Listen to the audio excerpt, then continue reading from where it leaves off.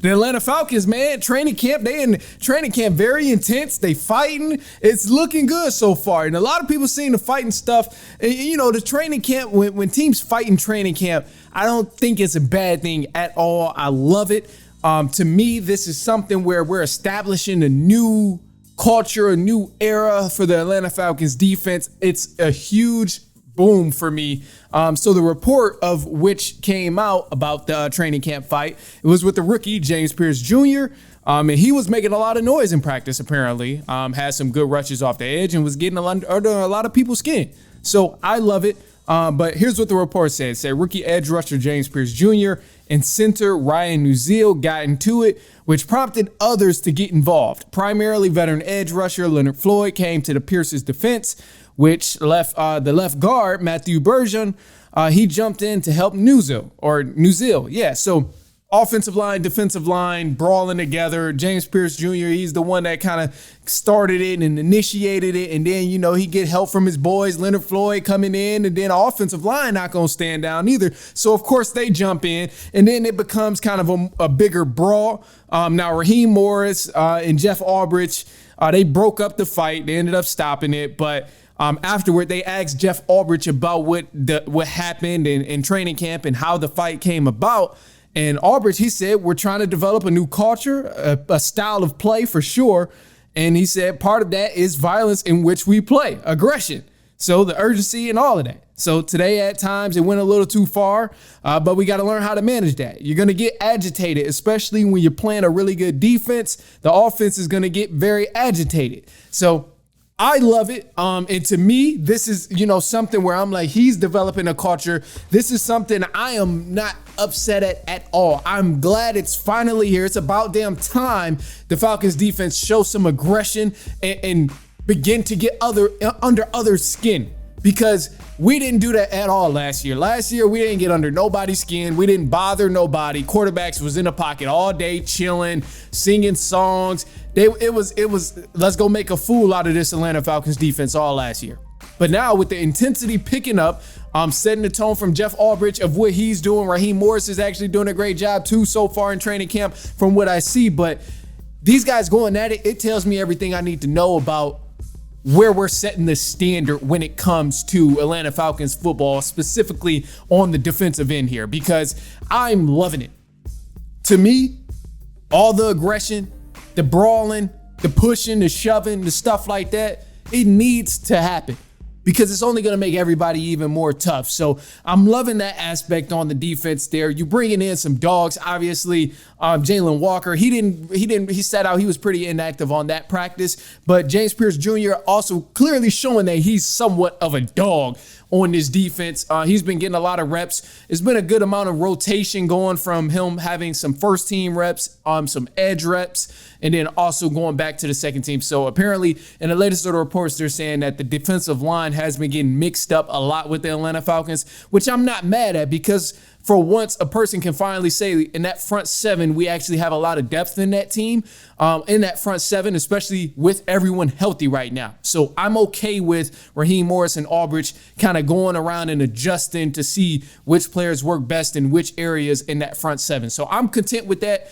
And as long as we can get pressure on other teams' quarterbacks when the season start, and we have that same edge that we have right now in training camp against these other teams come regular season, I'm content with it. I love it. And hey, that's all I'm asking for as of right now. Now, there is some more things going on because the Atlanta Falcons now, everybody know Young-Ho Koo, the kicker. Much loved in Atlanta. Done hit a lot of game winners. But Young-Ho Koo is probably about to lose his spot. Yeah, so Falcons, we signed another kicker, Lenny Craig, and he's German. He's mixed with something else, but he's a German guy, Lenny Craig.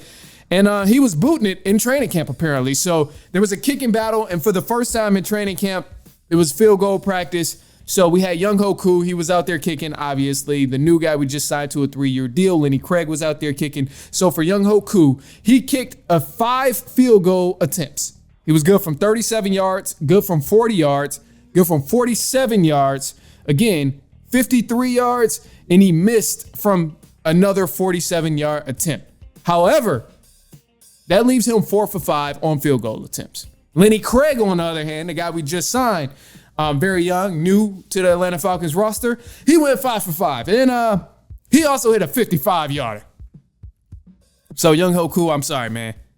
I appreciate everything you did for Atlanta, but it might be time to chuck up the deuces, brother. It might be time to check up the deuces because Lenny Craig, this man made 5 out of 5 attempts. He was good from 33 yards, 37 yards, 47 yards, 50 yards, and 55 yards. And I'm content with it. I want to continue to see where it goes in terms of the pressure type of kicks because Young Hoku has been clutch in the past. But if this dude, Craig, can hit 55-yarders consistently, we got to have him on the field kicking some field goals. It ain't no ifs, ands, or buts about it. It's a new era of kickers. We see a lot of kickers are, being able to hit 55 yards with ease, 60 yards with ease. It's becoming a thing where it's like, if your kicker can't hit 50 yards consistently, then you need to find somebody else. So this deal that I see here, man, with Lenny Craig, I'm loving it. I'm happy that we, have another guy that is kind of in a position battle.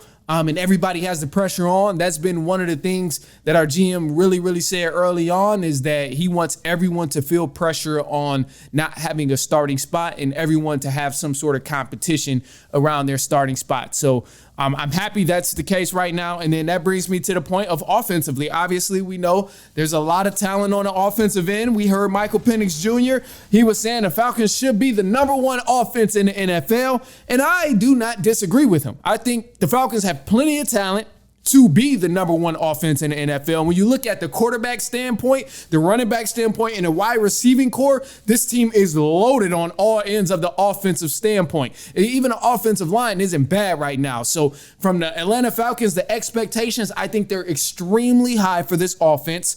So far in training camp, I don't like to get, too far ahead of myself in training camp, but Michael Penix, he was putting in work. During the 11-11 work that they were having, scrimmaging against each other, he completed 13 of his 16 passes. Kirk Cousins, he was also getting some reps with second team. He had 6 of his 11. And then we had another guy who was getting some reps too. He only got 2, but he was 2 for 2, which don't really matter. But Michael Penix, again, completed 13 of 16 passes. And apparently he's getting Kyle Pitts involved. Now, I know the narrative on Kyle Pitts. Damn it. This is a rough narrative. Kyle Pitts does this for the last 5 years. He's been doing this to Atlanta Falcons fans first and everybody else in the NFL who'll be picking him up in fantasy football. But Kyle Pitts, bro, I believe in you. I believe in you this year. I'm seeing too many reports of Kyle Pitts got a longer stride this season. He looks a little bit quicker. He looks a little more agile. His hands look a little bit softer when catching the ball. I'm seeing a lot of these reports, Kyle Pitts. So me as an Atlanta Falcons fan, I want you to have success. I'm trusting that Michael Penix Jr. is going to get you the ball. He already been kind of boasting on, yeah, we got him the ball. You're going to be seeing a lot of that. He's been saying a lot of things like that since he's been in that starting quarterback position. So I'm hoping we see Penix Jr. get Kyle Pitts the ball. But better yet, for everybody who ain't even Falcons fans, who don't really care how often he's getting the ball and if they're winning, for the sake of the fantasy players, Kyle Pitts, come on, man. Do everybody right. Please, man. I'm just hoping that this is finally a change from what's been the case in the last 4 to 5 years of Kyle Pitts in the offseason getting the hype and then going back to the subpar type of play. We know he has skill. We know what he can bring to an offense. Is just if the offense is going to allow him to be that explosive. So we've seen glimpses of it last season. I know Tampa Bay Buccaneers game, I think he had like 3 touchdowns in that game. So there's a couple things where I'm excited to see, and I know the potential is there. It's just we have to click it, and it has to go together. So that's my main concern there.